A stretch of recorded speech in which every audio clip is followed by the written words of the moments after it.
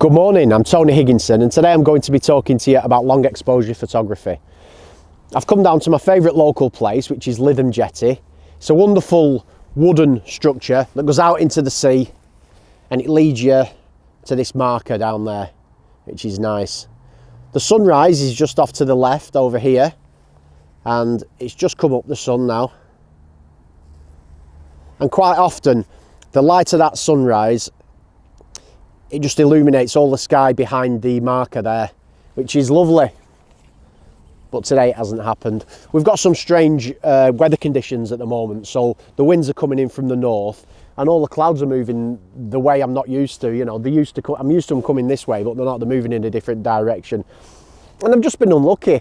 At the time that I want to shoot, the clouds are not where I need them to get a good picture, but that's fine.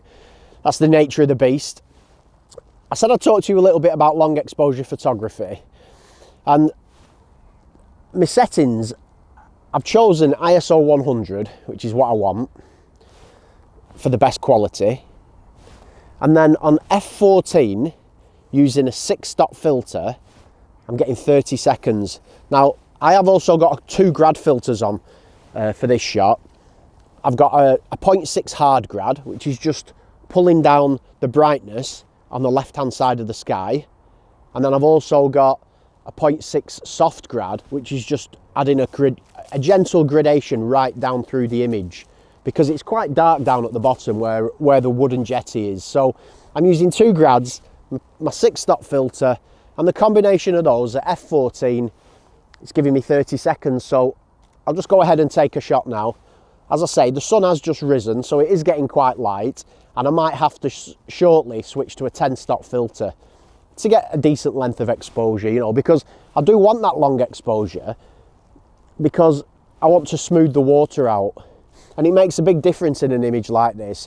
You need that kind of surreal quality that you get by removing all detail from the water, and it really makes the jetty stand out.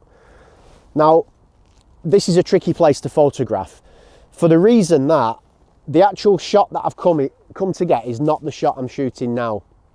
There's a little T section at the end of the jetty, and it's only at the correct height of water for around 2 minutes. So the tide covers it, the tide's covering it, and then the tide suddenly drops. You can get the shot, and then before you know it, the tide's too far out and the shot's gone. So that's what I'm waiting for. I'm thinking, looking at this jetty now, I'm about 15 to 20 minutes away from that happening. So what I'm going to do is I'm going to turn the camera back on when it's action time, and I'll probably have my 10-stop filter on by then and change my settings a little. So come back in a minute and I'll show you what I'm doing when the water's right. Right, so as that tide is dropping, those boards are becoming visible through the water, and I've not got a polarizer on deliberately because I want the reflection of the water. I don't want to kill all that reflection because I want these boards to stand out from the water around. As I say, I'm using the long exposure, so it creates that kind of effect. I'm just going to click the shot now because it's just, the water's just dropping below the boards, and that's what I want. I want it just as the water's just creeping through, and so they're still shiny and wet, but you can begin to see the shape and the form of the boards. Like I said at the beginning, it's 1, maybe 2 minutes where you can take this photograph. I've clicked it, that's my shot. I'm going to get one more click probably after this exposure. So just as we're speaking there, the boards are appearing in front of me. How's that come out? It's looking nice, but it's probably going to be this next shot that's going to be the one. So I'll just click that. There's no colour in the sky anymore. I would have loved this to happen half an hour ago when there was a bit of colour in the sky, but it didn't happen. The tides weren't quite right, and very occasionally does this little 2 minutes coincide with the perfect time of sunrise where the colour's happening. If it does, you can get a magical shot, but that's the reason not many people have this shot, and a lot of people turn it to black and white. I may have to with this, but I quite like the blues in the sky. I keep clicking away because very shortly the tide's going to drop beyond where you can get a photograph, and as soon as it drops too much, it's time to head off home. So I hope you've enjoyed seeing me shoot Lytham Jetty. You know, long exposure seascapes are great fun, especially when you've got an architectural form like this in it. This is an ideal place for a friend of mine called Neil Hume. He loves stuff like this. This is right up his street. Long exposure, black and white, square format. It just looks great. So thanks for joining me. I'm going to show you now how I edit the image. And I'm obviously going to give you the link to the file so you can download this image and edit along with me. So thanks for joining me. Bye-bye. Hi, I've got home and defrosted. It took me a good half hour, but I've opened up a couple of images in Photoshop. I've just done basic raw edits on this in Adobe Camera Raw, and it's quite nice. I'm just going to show you quickly this image, and this is the shot that I took, that obviously I talk about in the video, where you can see the line of the timber there, the T at the end of the jetty, and the water sort of fading out. This is reflective and it reflects, and it's nice, but I've done a lot of work on this. Too long for me to show in an edit. That's the before and that's the after, and I've just balanced up all the tones in the sky and everything like that, so it took a fair bit of work, but I'm going to show you on this one, which is going to be slightly easier. And the problem is, even though I had a graduated filter coming down at an angle, in fact 2 graduated filters, the difference in brightness between this area and this area is really strong. You know, this is just the blue of the sky. I didn't have a polarizer on or anything like that, and I have to balance this out. So what I'm going to do is go into Camera Raw, and I prefer the Camera Raw grabs. They seem to work better. So I'll grab the graduated filter and I'll apply it, left click, pull down,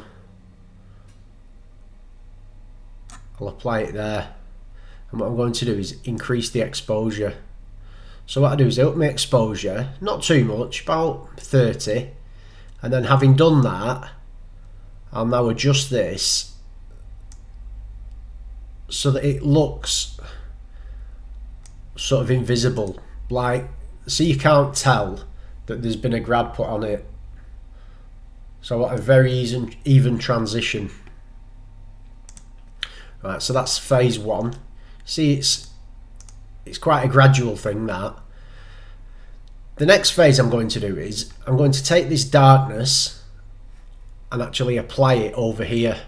So it's a multi-step process, this, but it works really well. And what I'll do is I'll take my dropper tool and I'll select about there. I'll apply a clear layer, which is the one you use to duplicate, but obviously without dragging it. You just left click on that and it puts a clear layer on top. And then I take my brush, fair bit bigger than that, that's it, 1457, and I'm painting those tones over the top of this area of sky. That's enough really there, because these kind of purplish type tones, I've kind of reproduced them from over there to here, and what I need is this darker area at the top.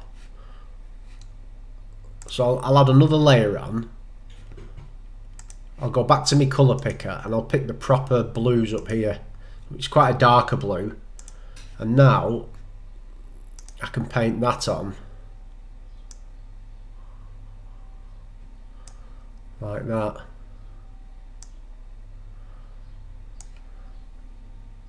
So that's working quite nicely there, I think. There we go. That's looking good to me. So I'll merge those top 3 down. I just go layer, merge visible. It merges them down, and I can have a look what I've done. See how I've balanced that out? It looks a lot better, but still this area is just a touch dark.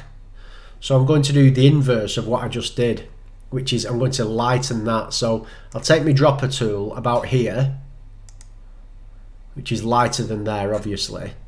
I'll put a clear layer in, and I'll now go over the darker area like that,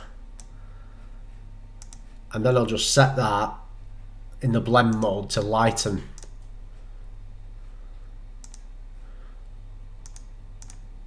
See what it did there? I just took the edge off. It's gone a little bit far, so I'll just pull my opacity back. Merge down. I'll go back to my original. There we go. There. And that's quite nice, that. I think it works well. If anything, it might have gone a touch dark over here, so I can reduce my opacity. Just to balance between the two. Just to get it right. Which for me is very close. 96%. Merge that down. And there we go. That's that image edited. Now there are a few skills there that may be new to you.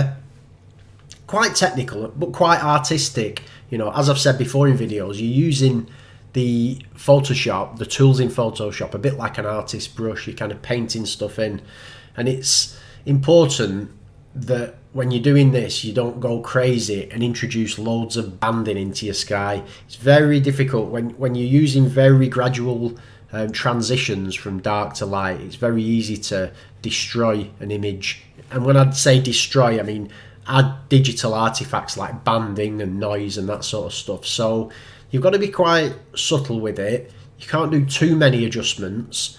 And so if you just follow along and do what I did, there's a link below this video to download my raw file. So start off cropping it, do some basic adjustments in Camera Raw, bring it into Photoshop, and then try those same techniques that I've used here. And, you know, do this edit yourself. You'll learn a lot. And these are all good, solid Photoshop skills that will pay dividends when it comes to editing your own work. So have fun, put the kettle on, make a brew. It might take you a bit of time to sort of get to grips with, but you know, hopefully you've picked up a few tips that will help you in your future editing. So as always, if you've not subscribed yet, what are you doing? You're mad. Click subscribe and click notifications on to see all my future videos. And thanks for watching. See you soon. Bye bye.